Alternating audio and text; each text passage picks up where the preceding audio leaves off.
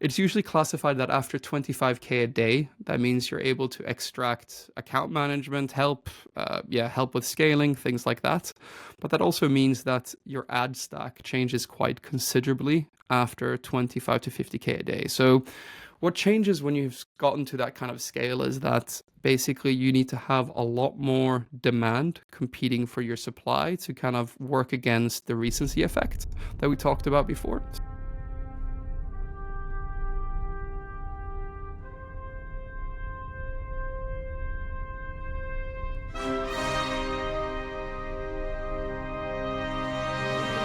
This is a no bullshit gaming show where we talk about games and their revenue in great detail, powered by our ad monetization, game design, and user acquisition triple threat expertise. Welcome to the 2.5 Gamers, the unfiltered truth served with a side of giggles. Let's not forget this is a 4 a.m. conference discussion vibe, so let's not take it too seriously. Tune in now and stay 2.5 steps ahead of the gaming industry. Hello, everyone, and welcome to a very special episode of ASMR Insights. This is part of the 2.5 Gamers show where we bring experts on to talk about something that they know extremely well. And today, it's my turn. And the spotlight is on me. And I'm excited to share insights on a subject that I know a lot about, which is the mobile mediation market. I'll be discussing with you how it works, best practices, and offering some useful tips and tricks. First of all, who am I and why should I have the right to talk about this? So my name is Felix. I'm one of the hosts on 2.5 Gamers, and I am an ad monetization consultant. I've been working with ads in mobile applications for about 8 years, and I started off working in 2 DSPs and 1 ad network. And after that, I worked in several large publishers. For example, I managed the ad revenue of Tetris, Eastside Games, and a couple of other studios. And most recently, I've been doing this as a consultant. So I worked on both sides of the fence, basically also both buying the ads, selling the ads, and being on both sides of the fence. Clients I've worked with, while I've worked with them, have earned about $350 million in ad revenue. So that's kind of how I learned everything about ad revenue. But what I want to talk about today is that I wanted to split this recording in a few parts. So by the end of it, you will not only know how the mediation market works, but how it was founded and also how to navigate it. How I'm going to divide this up is a couple of chapters. So first, I've actually written a history lesson about mobile mediation and how it came to be, and mobile ads in general. And also, I'm going to go through who are the main players right now in the mediation space and highlight some of the pros and cons of these players. Also, I'm going to go into how you get paid for ads in your mobile application or game, what networks to start with, and what to keep in mind when you're launching ads, and what ad metrics to look for if you're soft launching a game or an application, and how to think about mobile ads during the scaling phase. The aim of this talk is that afterwards, you, as a mobile app or game developer, will be able to understand the market dynamics and ultimately, hopefully, increase your ad revenue on your mobile game or mobile application. So, let's kick it off and start with a brief history of advertising in mobile applications. For this history lesson, we need to go back in time to 2006. This is the year when you could go see Blood Diamond, Casino Royale, and other movies like that in the cinema. And the market for mobile phones and operating systems at this time was fragmented, and you couldn't easily discover or download apps at all. You actually had to download them directly from websites, which were often untrustworthy or would lead to you getting viruses. Or you could rely on rudimentary carrier-specific portals that sucked and had a limited amount of apps. So you had this dynamic where a lot of people were using smartphones, but they were not downloading apps since the app market had no standards and was fragmented. This all changed on July 10th, 2008, because this was the day that the App Store launched with its original 500 apps. We had apps like MySpace Mobile, Pac-Man, Tetris, and Evernote. And most of the developers who were part of the original 500 apps that went live that day went on to make millions because the App Store was such an absolute raging success. Having access to millions of customers across the world and being able to connect with them and having them pay seamlessly for things basically just took off like a rocket. In 2009, the App Store grew its apps by 12,900% to 65,000 apps. And then in the following year, in 2010, to 225,000 apps. It wasn't long before Google caught on to this and launched their own Google Play Store with 16,000 apps in 2009, which grew to 100,000 apps in 2010. So everyone with a smartphone was downloading apps, and the app stores were generating a tremendous amount of money for their respective companies. But this growth all had one big flaw. So as the number of apps grew, the discoverability on both the Play Store and the App Store started to deteriorate. And if you open your smartphone right now, you can kind of see the flaw in the app stores even today. You have 4.8 million apps today in the App Store and 2.4 million apps on the Google Play Store today in 2024. It's so many to comprehend. And how the hell do you actually find and download new apps that you actually want to use? So the main issue was, and still is today, that the discoverability on the app stores is absolutely shit. Apple, back in the early 2010s, basically combated this by anointing or essentially crowning some people in their organization, which is their featuring team, to select some apps that they liked for whatever reason, and then gave it top real estate in the app stores, which guaranteed you downloads, which generated a ton of revenue. Google followed suit, and soon both stores also ranked apps by downloads and other tools to bring apps or games to prime real estate locations in the App Store. I heard some crazy stories when I was starting off in this industry 6 or 7 years ago about the lengths that developers used to go through to actually get good featurings. One of them actually comes to mind where a developer flew some people out to meet them and had shipped in 2 Rolls-Royce Phantom cars to meet them on the tarmac of the airport, and then bribed some local police officials to escort them to the office while riding their own Rolls-Royce Phantom to the office.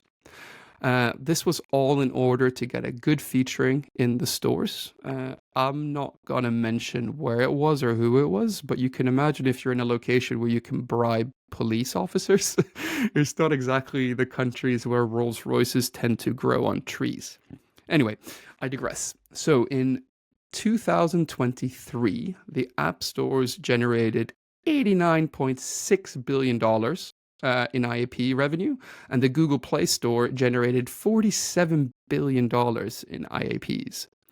That's a lot of money for developers, and as you can hear from my ridiculous story from the early 2010s, simply relying on a small group of people to feature your app or game simply is not a good business plan for developers to generate downloads. The only solution to the problem of shit discoverability in the app stores was to start showing ads inside of the apps to help users discover new games or applications.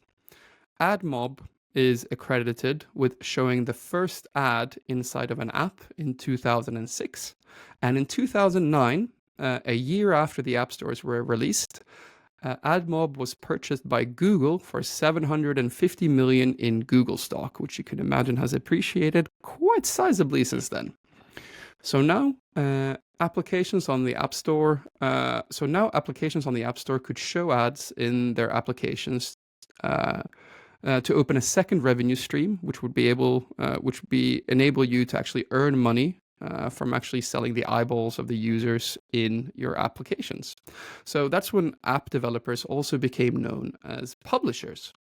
So that gave rise to a bunch of different networks where app developers could buy or sell ads. And this kind of created a problem for the new publishers. So the mobile advertising market is like any town square market, and has the same issues. So mobile publishers now had a lot of eyeballs that they wanted to sell for ads. The issue is that if you go to one network to sell your inventory, you'll get a horrible price.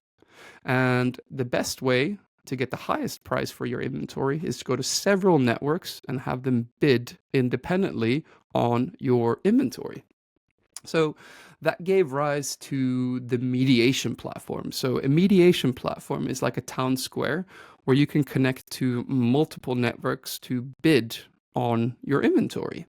Today, depending on the source, about 40 to 50% of all downloads in the two app stores are paid downloads that are facilitated by networks that bid in through these mediation platform. So if we fast forward to today, it's December 28th when I'm recording this. So there are three main mediation platforms that basically control majority of the market. You have AdMob mediation by Google, which of course we went through here is the first one. We have Level Play by Unity, which is owned by Unity, and we have Max, which is owned by AppLovin. So what I'm going to do now is actually go through the pros and cons of these main mediation platforms. So first of all, we have AdMob mediation. And the pros of AdMob mediation is that it's extremely strong on banner performance. So the price that you get paid for banners in AdMob mediation tends to be the highest. It has very good ad quality, and which means that the end cards that you see on creatives are very short and are very easy to click out of. And also, they have very good account management. So actually, one of the main pros here is that they have very low thresholds before you actually get a human to speak to, which can help you out quite a lot. So I think the threshold is around $3,000 or $4,000 a day in ad revenue before you reach this. The cons of AdMob mediation is that reporting is very clunky. Key ad monetization metrics are harder to extract here compared to other platforms. And the video performance, or the eCPM that you get paid on video, is sometimes higher on other platforms. And the dashboard can be clunky to use and set up. So those are the pros and cons of AdMob. So Level Play is the second one. It was built by ironSource, which was in turn acquired by Unity in 2022. And they now operate it. So just like with AdMob, here are the pros and cons of Unity Level Play. So we'll start with the pros. So this is probably what I would say Level Play is the best dashboard for data manipulation and data management. There's great rewarded video and interstitial eCPM. And there's a great review tool where you can check the ads that are actually running inside of your app. And they also actually have in-house ad placement game designers that can help you with ad design tips if you're large enough. And also, it's easy to integrate it if you're building your game or app in Unity. The cons of Unity Level Play is that banner performance is frequently higher on other mediation platforms. Cross-promotion tool that they have, you have to pay extra for. And the UA performance from its first-party owned networks can be better on other platforms. And also the video length and end cards on ironSource and Unity are quite aggressive, and they do show the most ads on this mediation platform, which can lead to reduction in your retention. Finally, you have the largest mediation platform on the market, which currently has the largest market share, and that's Max Mediation. And the pros of Max Mediation is that it has the highest eCPM on video inventory, and using Max gives you access to the ad ROAS or blended ROAS UA campaigns on AppLovin. Essentially, what I think those UA campaigns do, which Mati will tell you, is that you actually optimize for ad views instead of IAP sales in your app. The emphasis in max mediation is on bidders, which reduces the amount of manual work, but there's also a broad availability of networks, which is helpful. The main cons of max mediation is that the cross promotion tool has been deprecated, and users must now use Google Ad Manager. And AppLovin has extremely aggressive video end cards and extended creative lengths that will harm your retention. So those are the three main kind of mediation platforms that are currently in the market. And if you're looking to start showing ads in your game or app, those are the three ones you can really choose between, and those are the ones that have the largest market share. So the next question that I get asked quite a lot is, what do I actually get paid for showing ads? Which is actually a bit of a difficult question, and it's difficult in the sense that it depends on two things, and the two things it depends on is eCPM and fill rate. So I'm actually going to go through those right now. So eCPM is essentially the effective cost per melee. It's what a network pays you for 1,000 impressions in your application or your game. So how is eCPM calculated? So networks rely on algorithms that use current and historic metrics to calculate what they're actually willing to pay for an impression. Different networks have different amount of data. So I've heard rumors that Google uses 94 different factors to calculate the eCPM. AppLovin, I've heard, uses 71. I don't know if it's true or not. And Level or Iron Source, I've heard, uses 67 different factors to calculate what eCPM they're willing to pay for a user. So network algorithms all use a couple of things, though. So they take into account things like the amount of unique viewers that you have in your application, the CTR, that is to say the click-through rate that users click through on the ads that they see in your app, what the install rate is, that is to say how many of you users that see an ad actually install it, which is actually what these companies are getting paid for, the competitiveness, how often they win or lose an application. So essentially how many other networks are they competing with. Also, geolocation, very important. Everyone knows that the eCPM for a US user is always the highest because they have the highest spending power, and whereas in other locations of the world it's going to be lower. And one of the main factors also is how many impressions have been previously shown to a user. That is to say, it's called in the business the recency effect. So all networks rely on something called the recency effect, which is they assume that a user has more attention on the first impression rather than subsequent impressions, which is done on a daily basis. So if you're showing your users, let's say, 10 or 15 rewarded ads, you're going to get paid less and less for each rewarded ad that you show to a user during a day.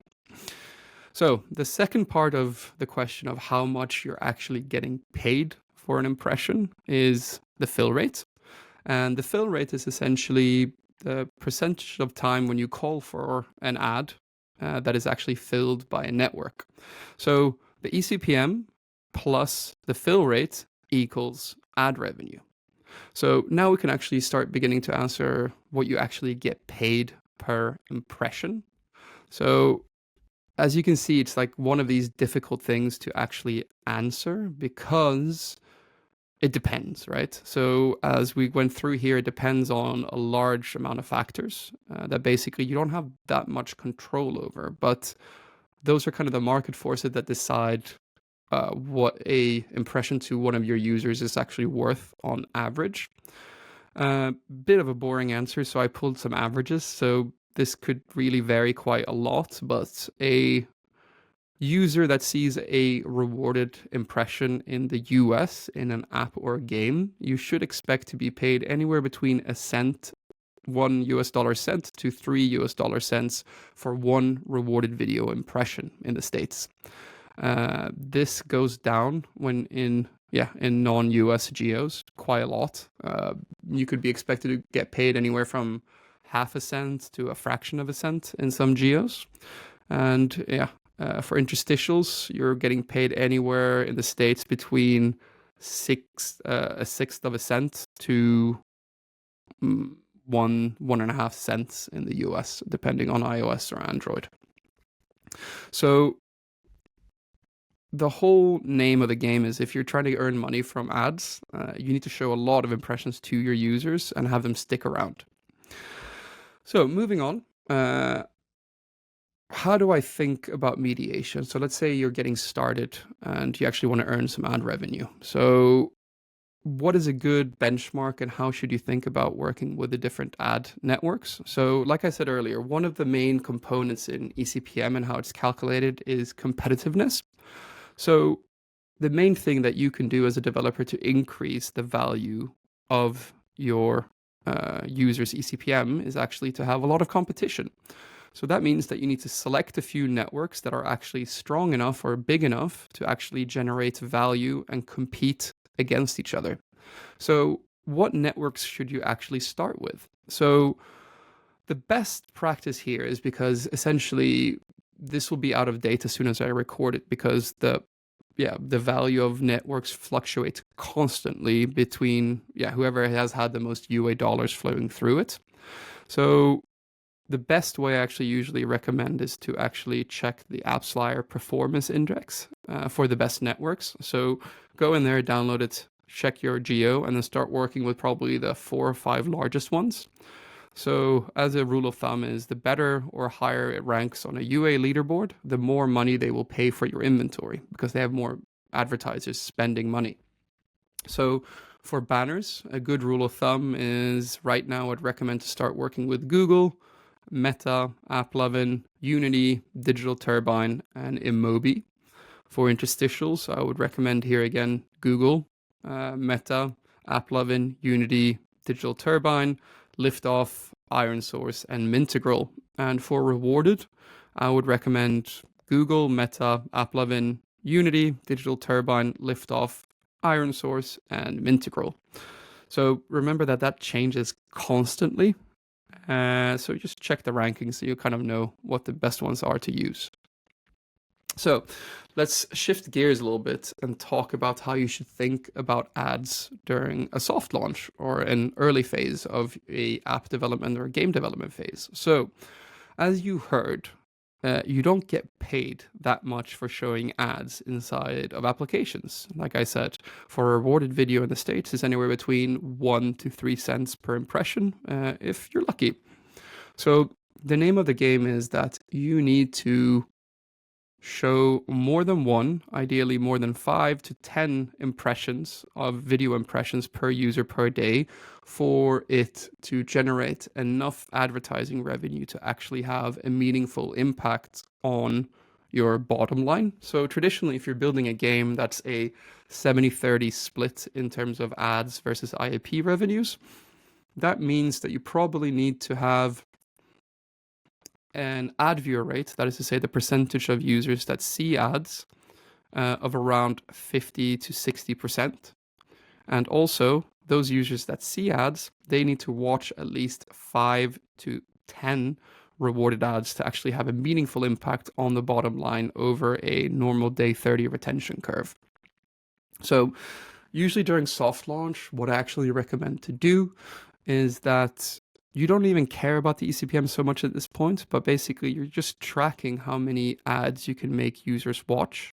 A good benchmark, what you can aim for, is that during soft launch, you want to show, if you want to have a 30-70 splits, you want to show maybe 5 to 7 rewarded ads on a 45% ad viewer rate on rewarded, and anywhere between 2 to 7 interstitial ads on that same time frame.